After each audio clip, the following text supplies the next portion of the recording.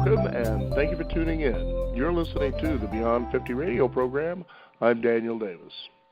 Do you ever think about the time as you approach midlife that you feel that when you're approaching or trying to achieve particular desires or outcomes that perhaps your beliefs or your feelings are just affecting your reality in such a way that you actually believe that perhaps you can't teach an old dog a new trick? You also ask yourself, well, what's stopping you from getting what your heart desires?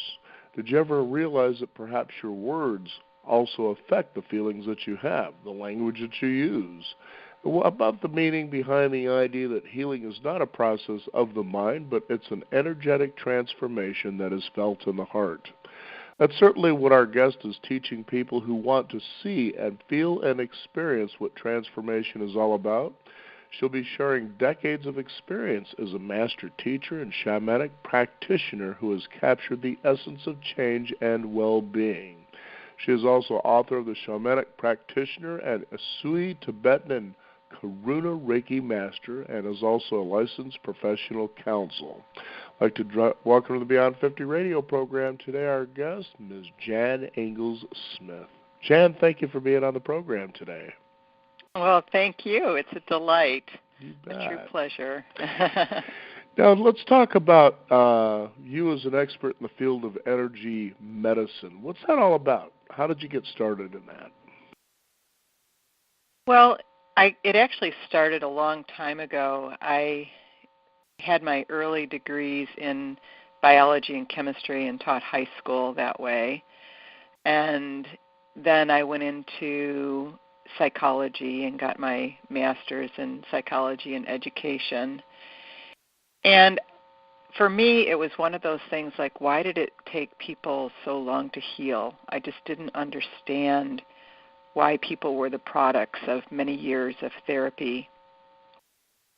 And it seemed as if they could understand things possibly cognitively of what had happened to them, but they couldn't own it in their heart. And I had this insatiable desire to help people be well, but I found that counseling, yes, I loved it, and I dedicated my career to it, but there seemed to be a missing link. And it was during that time that I actually had a spiritual awakening where I had, a quite profound experience happen that has actually been written up in my book and in a new book that just came out called Shamanism in the New Millennium. But anyway, that allowed me to move into a new mindset of alternative thinking. Now, I wasn't in alternative mindset at all at this time. And with that brought me into energy medicine. I had my training in shamanism and found that was profound and did, years of work in that. In fact, 3,500 soul retrievals, which is a vast amount of soul retrievals that I did in healing. But those soul retrievals taught me about energy medicine. So the thing that I'm present to my people isn't necessarily things that I learned in school, but it was learning from experience and working with people's energy systems or their souls that I was taught how these things work through the experience of doing that.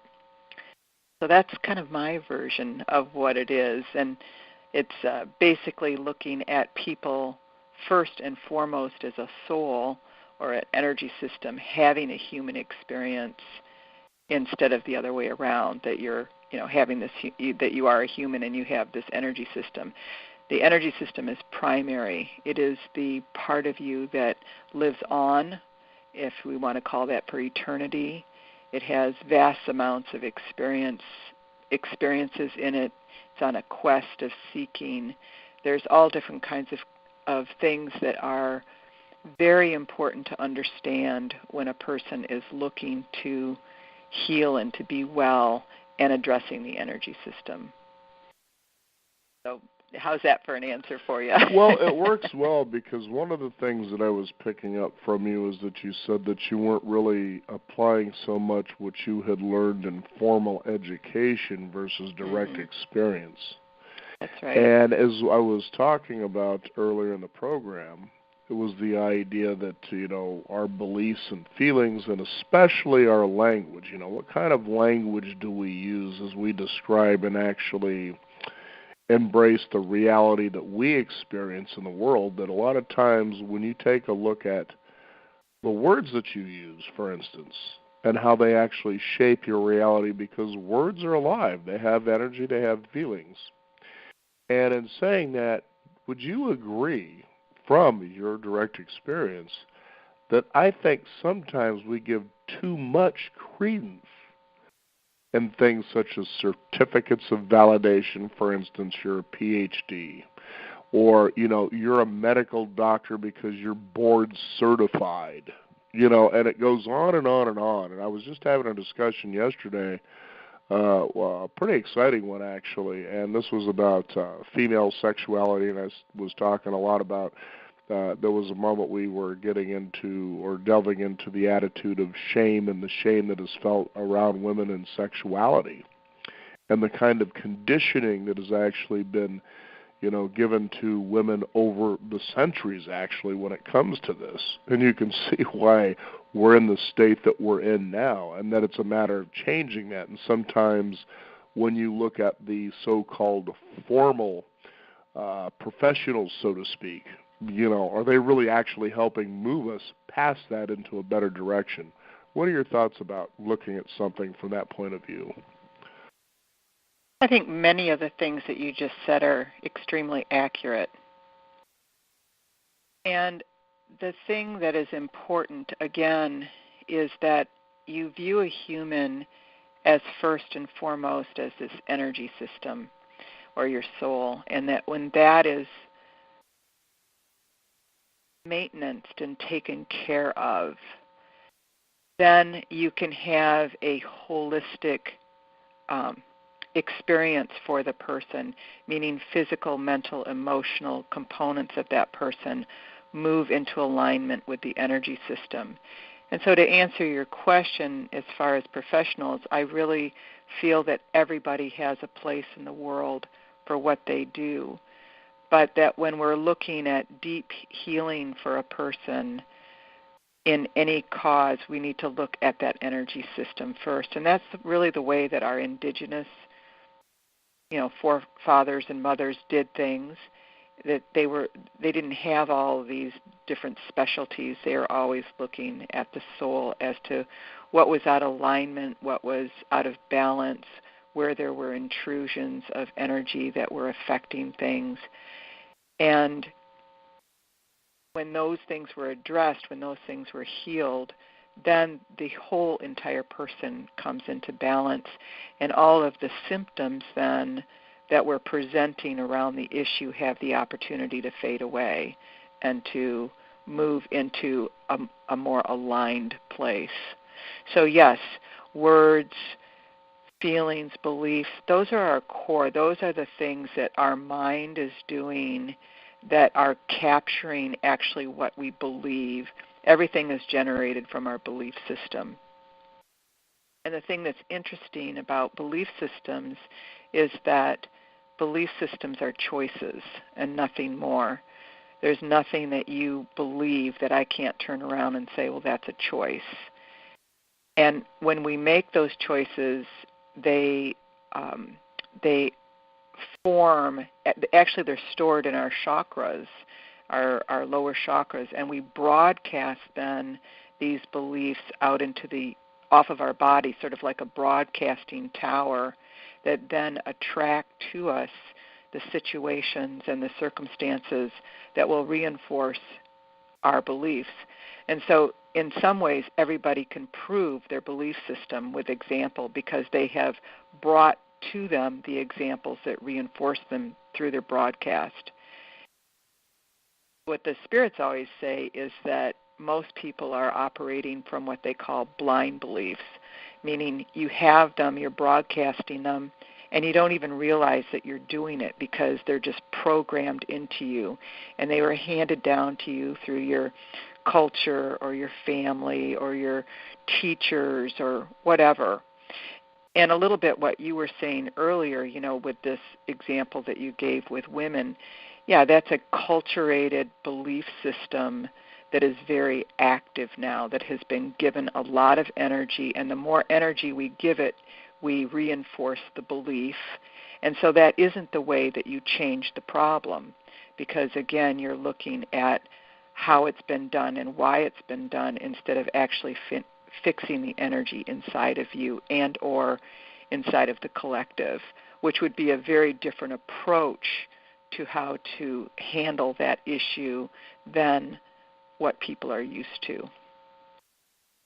So what would you say would be the core needs for a person?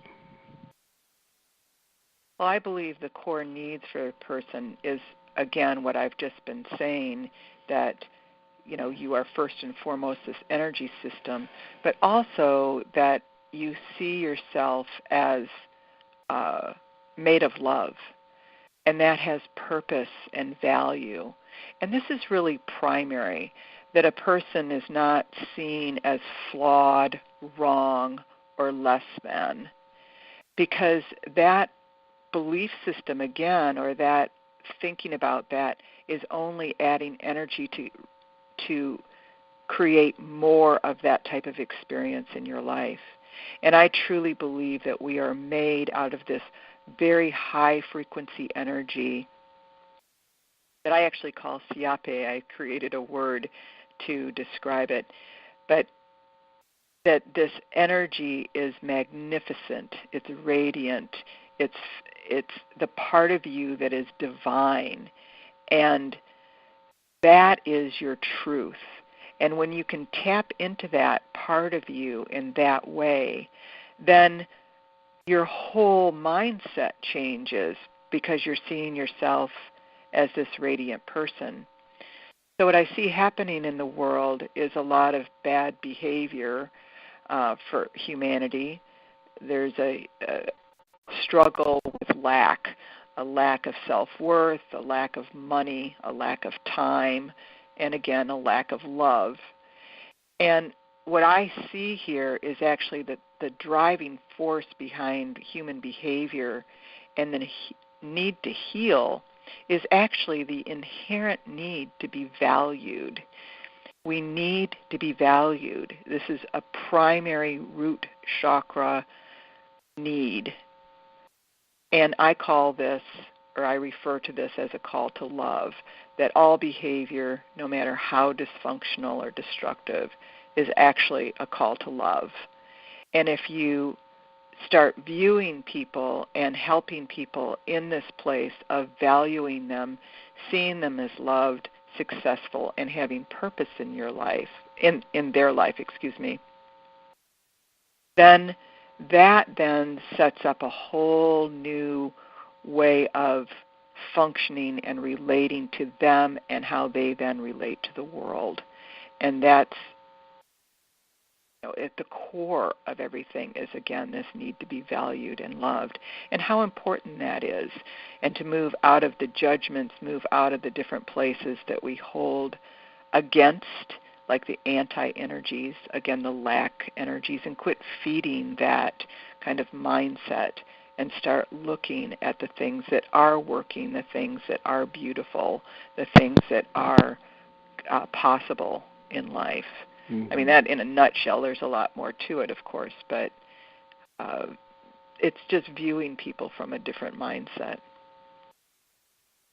Now, let's talk about what you have developed here, especially when it comes to your version of energy medicine.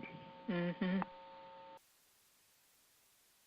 Well, like I said, I have decades of experience in a lot of different areas, in the sciences and in the place of counseling and psychotherapy, and then again, many years, 30 years as being a shamanic practitioner. And what I found is that where I was gaining most of my clients were people that were interested in shamanism. But there's the core of shamanism is how to adjust people's energy system and bring them into alignment. I always say the trick to shamanism is that you're either taking out things or putting things back in, and that's, we have hundreds of rituals that equate to that, but in reality what we're doing is we're actually adjusting their energy system and bringing it again into balance or alignment.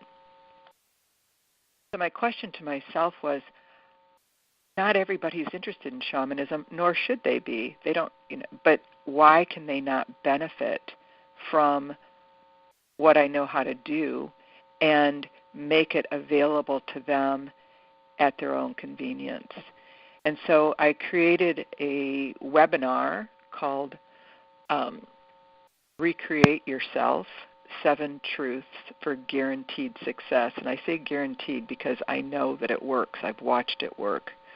I've experienced it working in myself and literally thousands of people that I've worked with.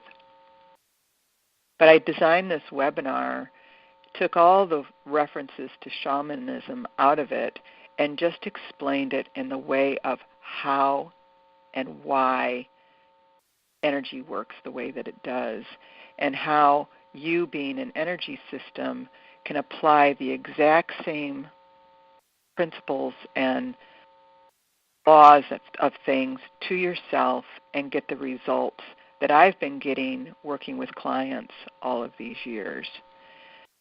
So to me, that was a great way to cast the net out to people in a big way that says, how can I help you? Even though I might not see you in my office, how can I help you? And here's what I know to do, that I have seen that has worked, that I have experienced that it has worked, and I want this available to you. And so that's what the webinar is all about. It's a class that has 7 of the first set of topics to teach that anybody can listen to, anybody can watch, and it's got all kinds of activities. It's got we address all the different learning styles, so everybody feels as if I'm speaking directly to them, and put a tremendous amount of effort and attention to address it in a way that everybody can benefit from the webinar.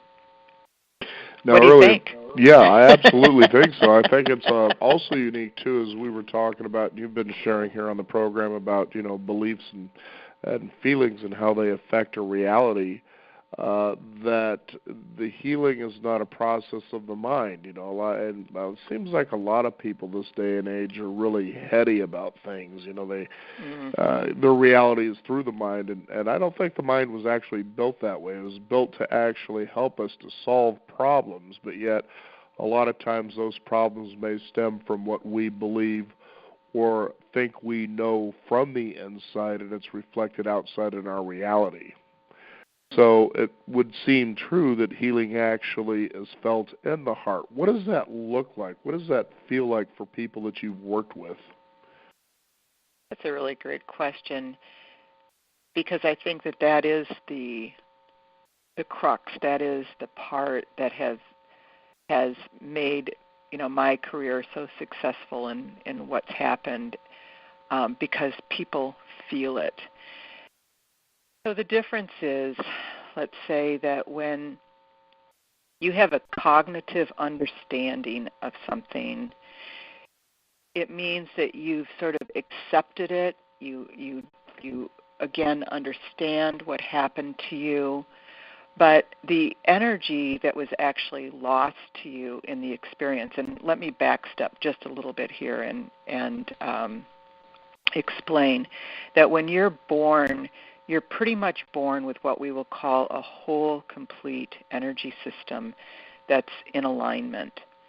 When you go through life and you go through different types of traumas or experiences, or even humiliation or the feeling of not being valued, let's say, which can happen at a very young age, there's a part of you that actually disassociates, and that's what psychology would call this process. You're going to disassociate from yourself, which is actually a numbing out process that helps you to not fully withstand the pain of whatever's happening to you. And we need this. This is a human protective system that actually is functioning for our benefit.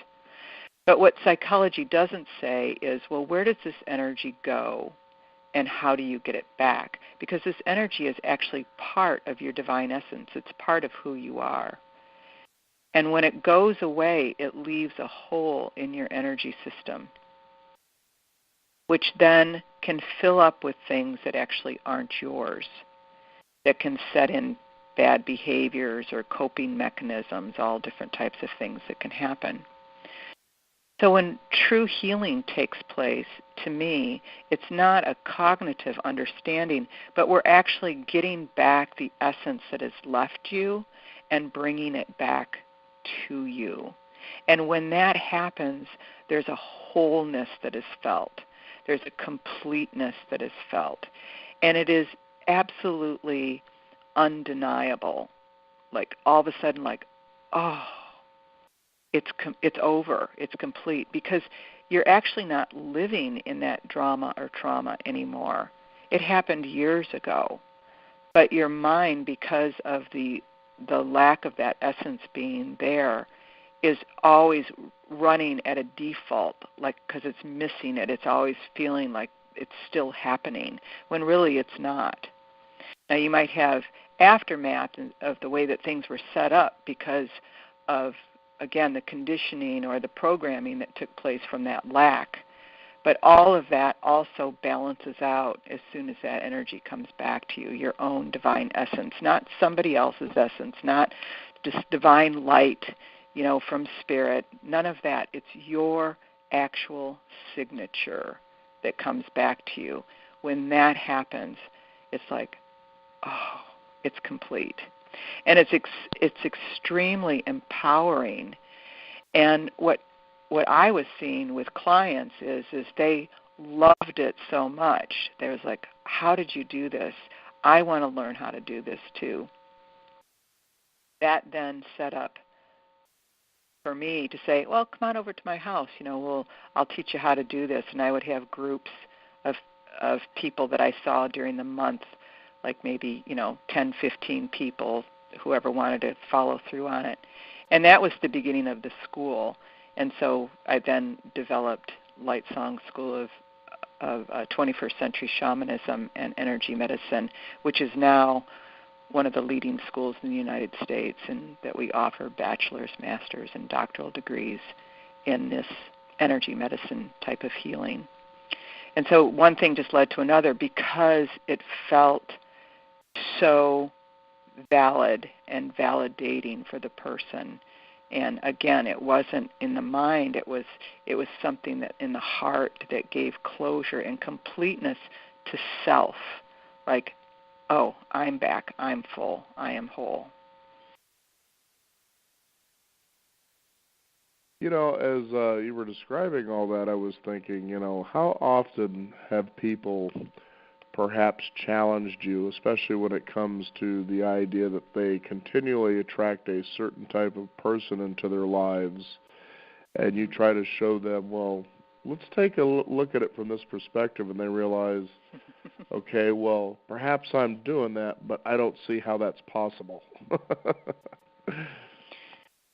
They actually do see how it's possible, because when I explain things, I usually explain things with drawings that I have created, graphics that explain things very visually to them, that gives a great understanding, which is also in these modules in the webinar. It's very picture oriented, where people can grasp some of these concepts in a very simple way, because energy is actually quite simple.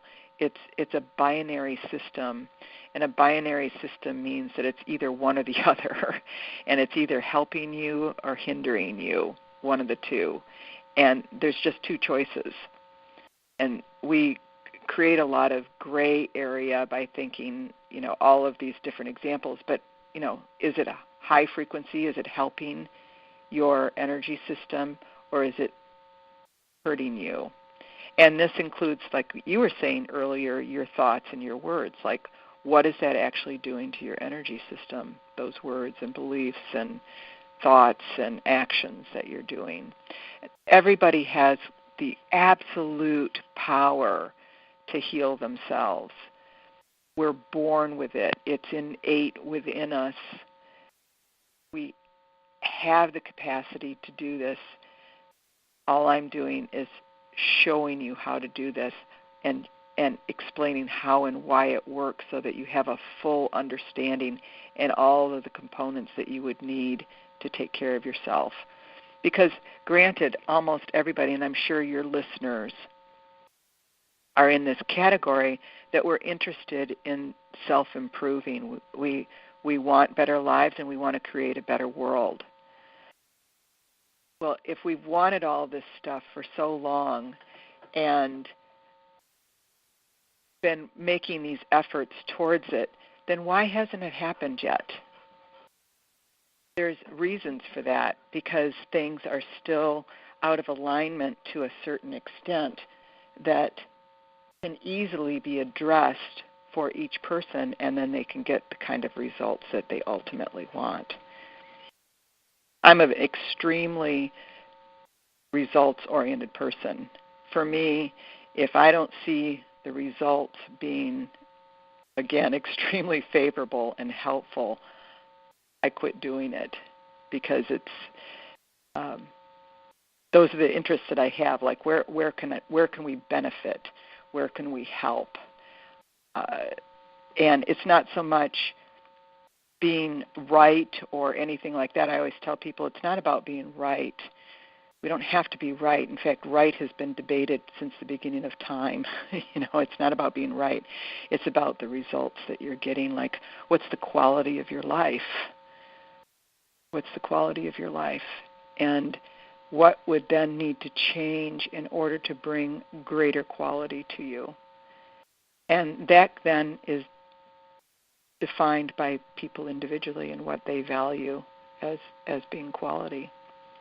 And so these methods then can be applied to anyone, and that they gain in that success and in that value and in that quality that I feel is the most important thing about life, to really live your life in a way that you get to be happy and full of love and joy, and have the relationships that you want, have the success that you want, have the prosperity that you desire.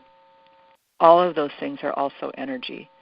And when you understand how energy works, you can apply it to any of those categories. Any category in life, actually, that exists, because everything is energy and it all follows the same patterns. It's really just so amazing to think about the simplicity of what we're talking about today. And, a person can realize is they really just kind of sit for a minute and think, okay, well, if this is true, what can I do about it? How can I catch myself, in these patterns that led me to this point here? And I remember I happened to be flipping around the channels one day, and it was one of the daytime talk shows. They had Steven Tyler from Aerosmith. Apparently, he decided that there was an addiction that it was time for him just to get rid of this. And he had brought the doctor that was working with him on all this here, and he said something I found was really interesting. He says, I came to know that my best thinking has gotten me to where I am right now. And I thought to myself, okay, well, think about it. You're right where you're supposed to be as a result of choices and the kind of thinking that you have. So the question is how to start catching that and maybe changing it to move and say, what kind of thinking is required to move into the direction I prefer to go? It's almost like, in the classic story, Winnie the Pooh. I always know where I'm going because I'm walking away from where I've been. That's great. I like that. So, yeah, nobody ever uses Winnie the Pooh for some reason. But how have you seen that, where people finally get that aha, their heart really opens up and they go, I didn't realize it was so simple? and that, you sort of kind of get in your own way and you realize that, and it profoundly changes people, doesn't it? It does. People tend to blame the world or blame others for their situations. And that's a trap, because when you're pointing fingers outwardly, you're expecting them to change so that you can feel better, or the situation to change so that you can feel better. And that's not how it works.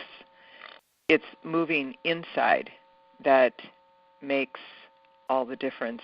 In fact, I tell this little story that I think is so cute, and it has to do with like the beginning of time when the gods were in the place of creation, and they were talking about, hiding the secrets to life, and where should they hide them.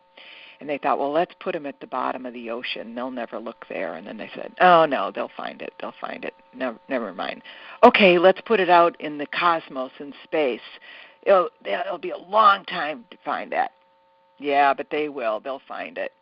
And then finally they said, I know. Let's put it inside of them. They'll never look there. Right. And so that's where it is. And so, yes, it is basic, like what you're saying, but how to do it is a little, is more complicated and tricky to not get in your own way, because you are set in patterns. And that's the beautiful thing about this webinar and these modules, is that I outline it and explain it in these step-by-step processes that you can practice, that are easy to follow, and you don't trip yourself up, because it's kind of made in a way that you can't if you're actually being honest with how things work. Mm-hmm. And so, again, it's recreating yourself. That's the value. It's not that you are flawed. It's just recreating the version of yourself and seeing how you're operating, and seeing how those choices, how those beliefs, how those words, how those actions will lead you down this particular trail or this path. And if you want that to change, then what are the things that then reinforce and endorse this different path of success, of again, prosperity, of well-being, of value. And when you apply those things and practice it, it's just amazing. And I will tell you, I practice these things myself. It's not that I'm saying, oh, do this. I'm not. These are things that I have practiced, and I still do. I did this morning. I practice the same things. But it allows, at the stage in my life now, it just feels as if it's just outstanding. I really don't have any complaints in the world. It's quite outstanding. Now, Jen, as I talked about earlier, about words, actually affect our feelings. As people perhaps begin working with these courses, these modules that you have on your website, or as you have actually worked with people one-on-one, how have you seen their language change as they change?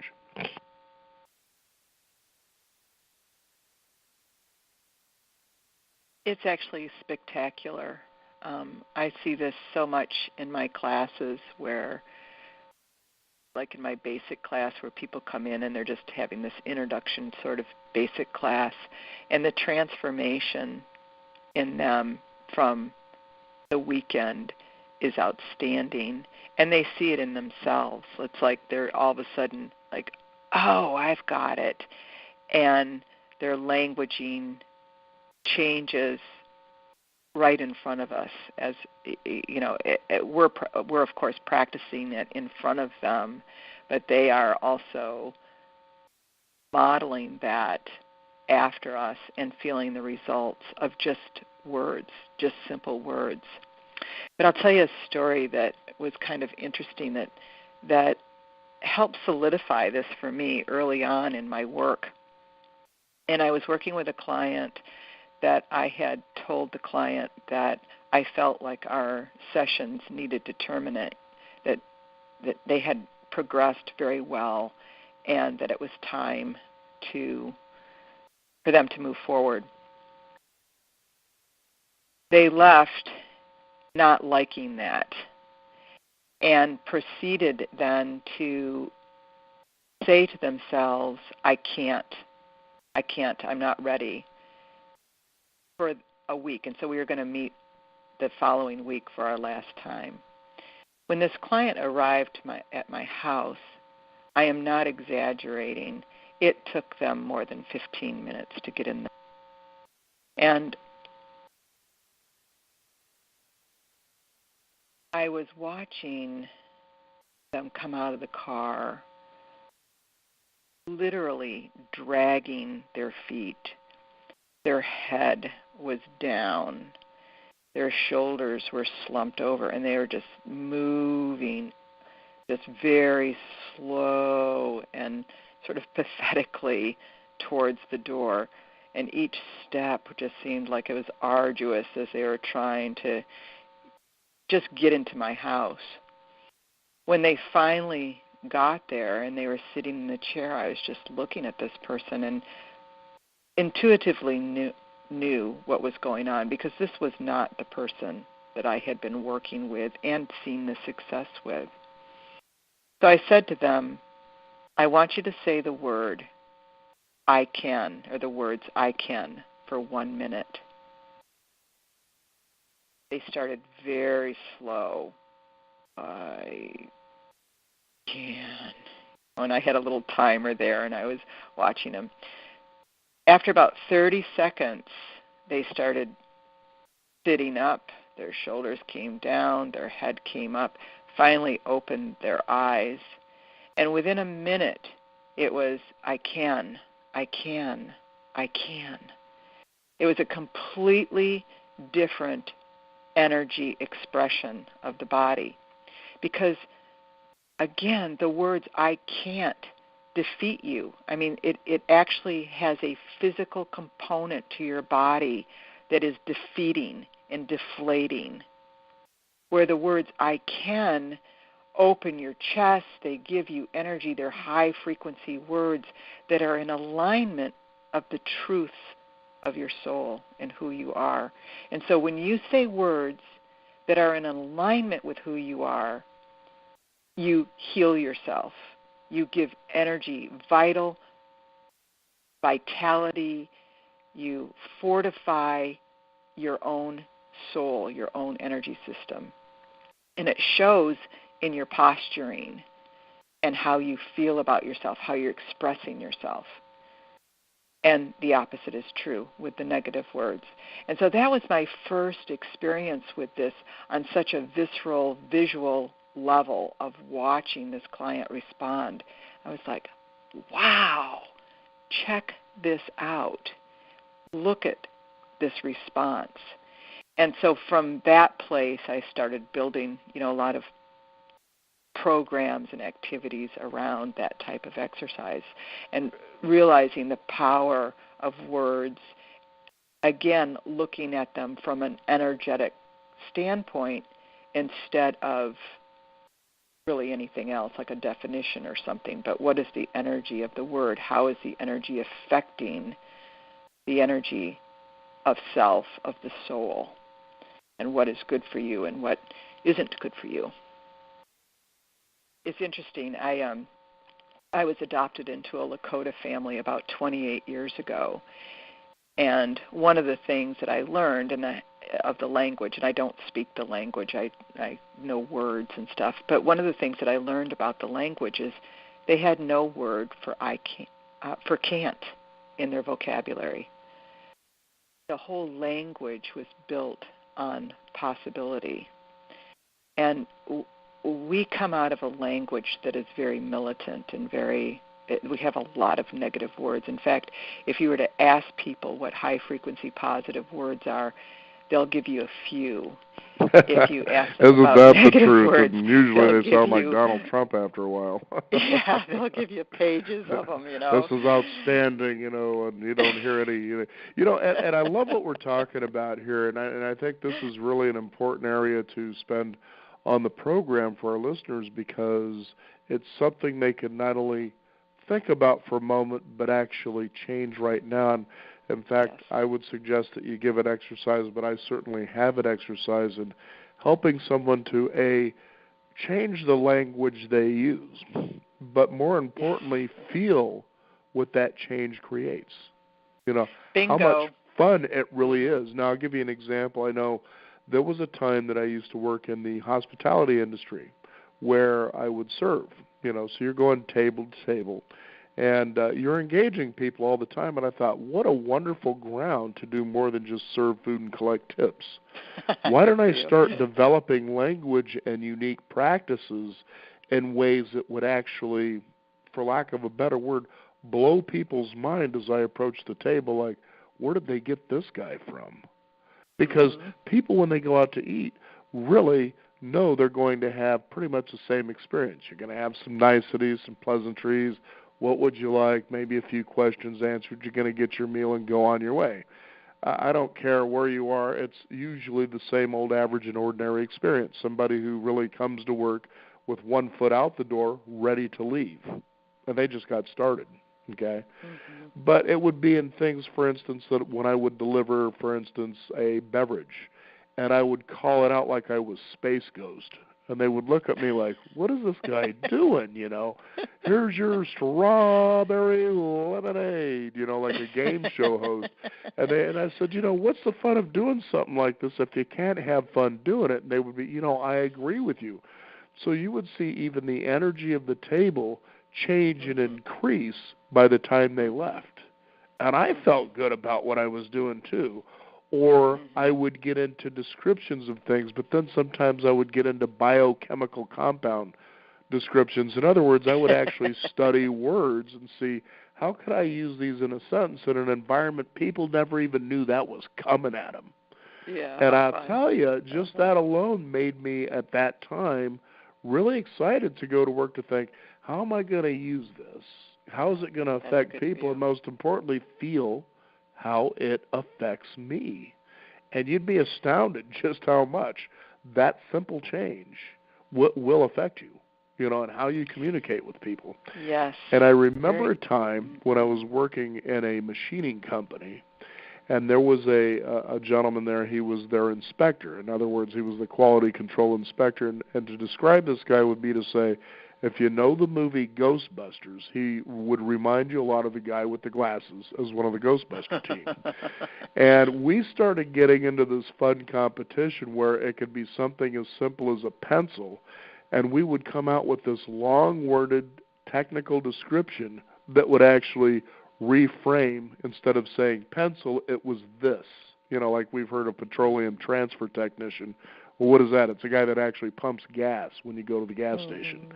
And that's the kind of things we would do, and it was just fun how you could actually feel your brain changing because of the work that it felt it was doing when you would do that. So what are kind of some of the things that you help people do when it comes to that, where they go, you're right. My language is actually affecting the kind of person that I am in the world. Well, you landed on a very crucial point, which is extremely accurate, and that's about the feeling of something. And I call that the embodiment. Like if we're going to, people will say, well, feel gratitude or feel appreciation, and the way that you do this might be that you have a gratitude journal. Like Oprah's really big on this right now, and there's, it's more common to hear about these things out in the world. But the real trick to it is the feeling of it. You can think the word gratitude a lot, and yes, it can have great success for you or good success for you.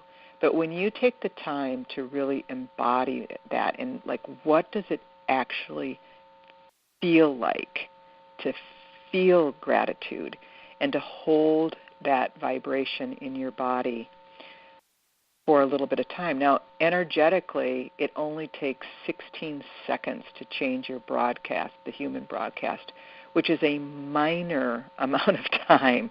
It's such a small amount of time. But people the trick again is to add more of those 16 seconds, to build and to build and build until you build a new momentum in yourself that you're actually feeling more of the high frequency healing words than you are the low frequency defeating words. So to answer your question, in the modules, I have guided meditations that teach you how to do this. Now, these are things that, again, I practice every day. I listen to myself, and it's funny because people say, how can you listen to yourself? I said, I don't even hear it as me. I'm just listening to the prompts to get me into this place where I am just broadcasting the embodiment of some of the things that I'm leading you through in the meditation.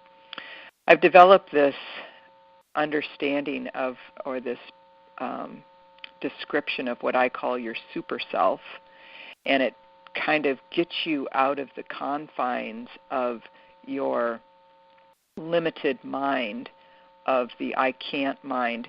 The I can't is part of the ego, and we transcend that and move out of the ego and into the heart, where that does not exist. And I call this moving into your super self, which is, I'm not giving it exactly the description that I do in the webinar, but when you can tap into this super self, you are then also in the field of all positive possibilities.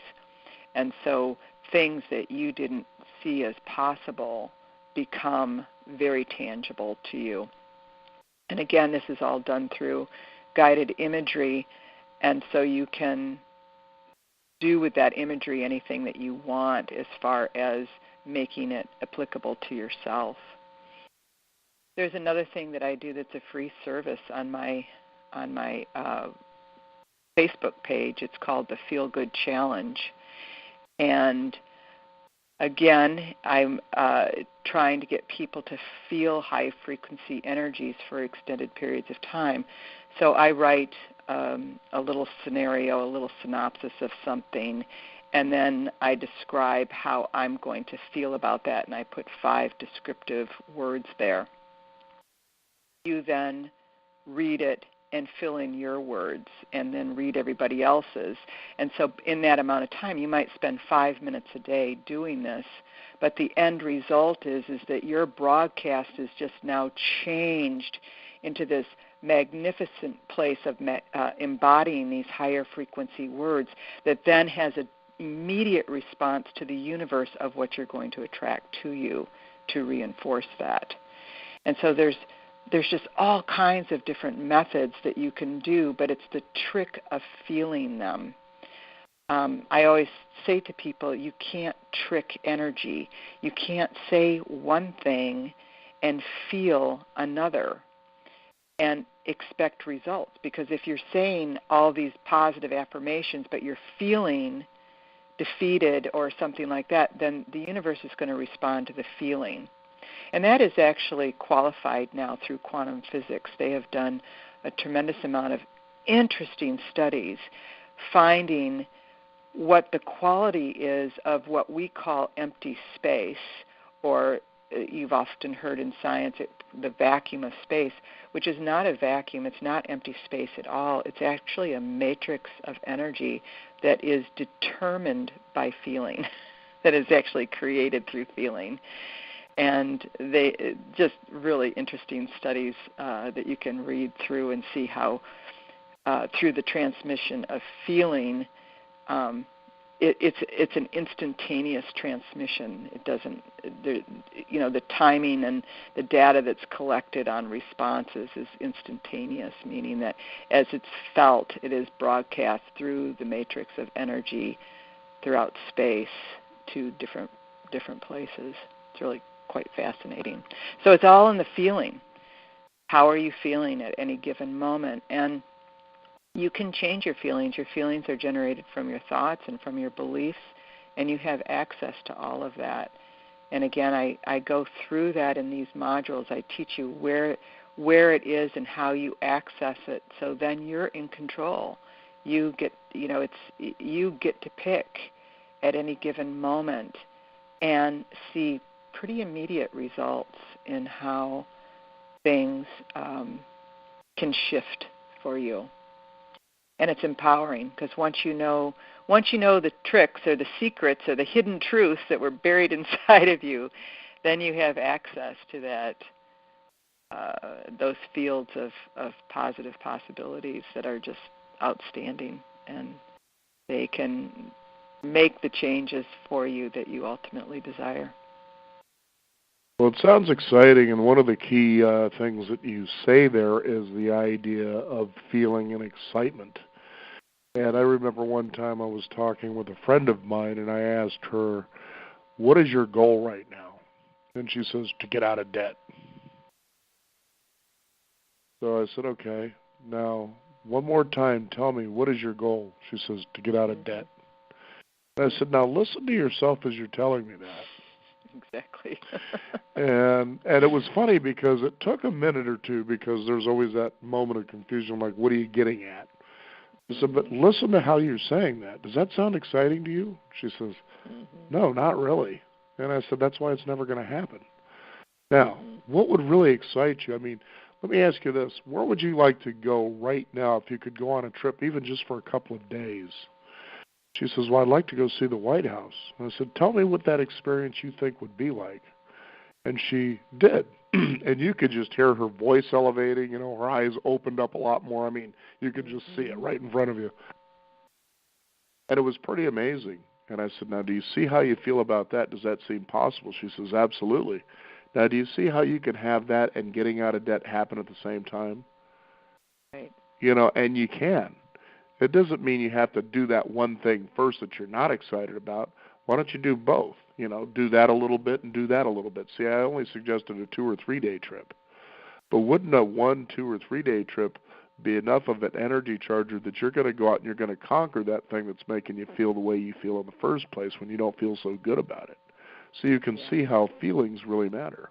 And they talk about that in books such as Think and Grow Rich. If you don't put feeling or emotion behind something, it most likely isn't going to happen. Right.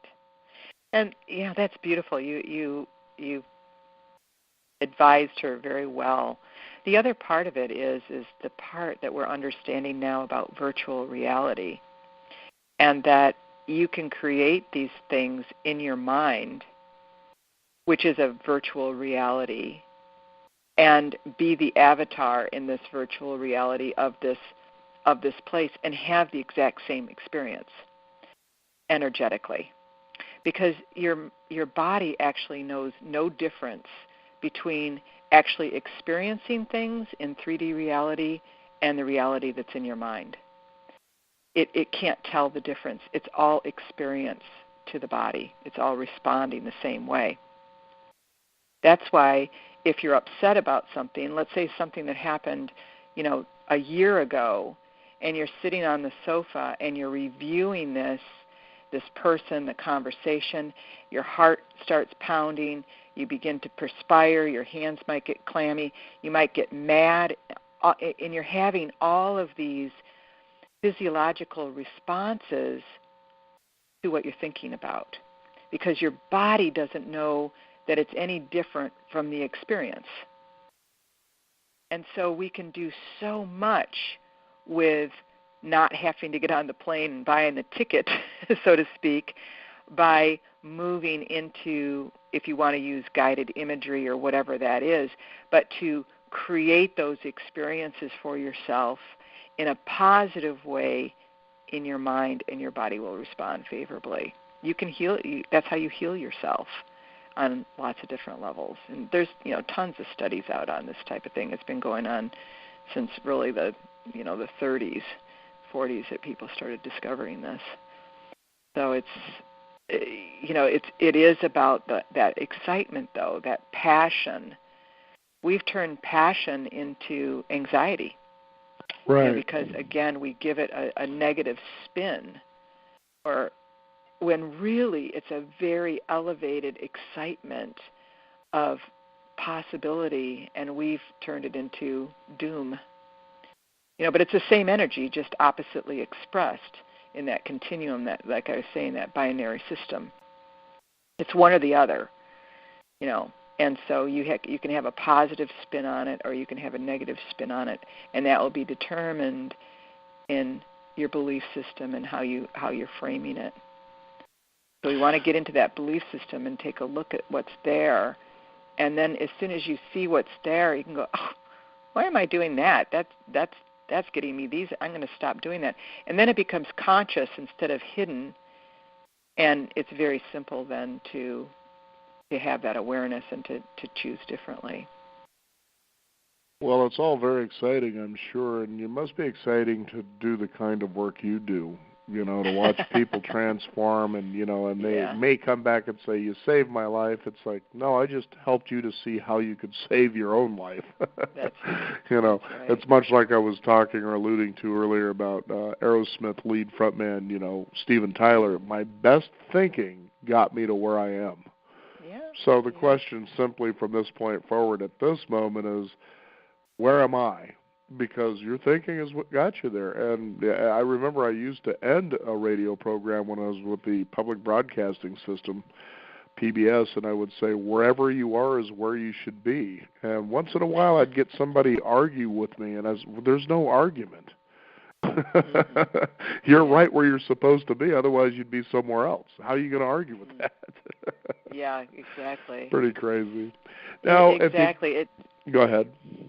I was just going to say, it sounds like you've had some really wonderful experiences with this yourself, and I applaud you for that, because there's so many people that are suffering out there, and they don't have an understanding of how to get out of it, or they'll say, I can't afford to get out of it, or I can't, I don't have the time to do that. And again, that's why I tried to make things really simple. It's something that, most everybody has some sort of a device of some sort that they can watch a webinar on and participate. And how can we make this as convenient to you so that all you have to do is say yes to it, and then that's your first choice. We have a motto at Light Song that we say, I say yes, I am willing, and I am available. And it's amazing how that puts things in motion in the universe that creates positive change for yourself and transformation. And I felt very fortunate to have people such as yourself come into my life where I get to talk with them about their best work, and it transforms me, and I share that with others. And I couldn't help but think of someone who came to mind as you were just saying. For instance, people will say, well, I can't afford to do this, or I don't have time to do this. And here's what he would say to someone like that. He would say, whatever excuse you have for not doing something will work for me. Yeah, I like that. Funny stuff. So, Jan, first of all, thank you for being on the program today and sharing your wonderful work with people. And I'm sure we're going to get people out there with some moments, aha moments, maybe even people connecting with you as well, we hope. But I know the best way they'll be able to ensure they do that is that if you can go ahead and give out a website where people can find out how to get in touch with you, find out about your work, your books, things like that. Yeah. My website is the name of the school in the Healing Center, which is Light Song.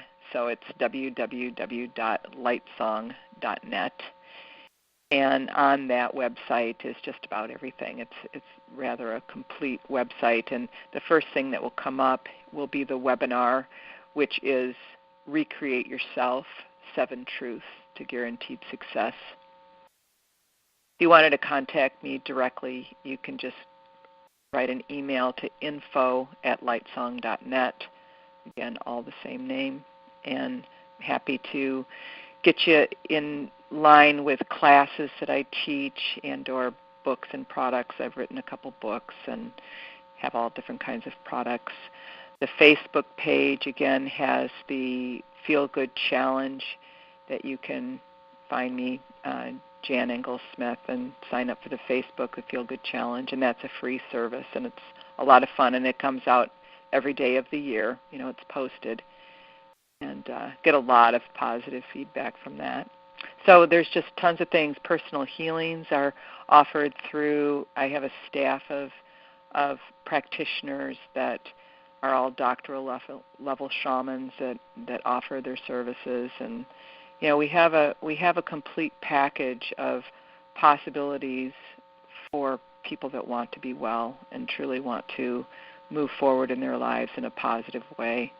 And some of these things can be major, from health issues, and other things, I call it the frosting on the cake, like you've done a lot of work, but there's still this lack or this sense of incompleteness, and it doesn't take much, but it's something that does need attention. And when that happens, like, oh, there it is, and it again feels complete. So we have something really for everyone. I've been doing this again for a long time, and feel as if what we're offering is very high quality out there to folks. And again, being a results-oriented person, I don't do things unless I see results. And right. And so I've seen enough results that it's made me dedicate my life to this service. And so I'm really happy that I chose this, for sure. And we're also thankful that you've joined us here on the program to share with the listeners Thank in you. our Beyond 50 community. Thank you again. And one more time, go ahead and give out that website for our listeners. Sure. www.lightsong.net. Lightsong.net.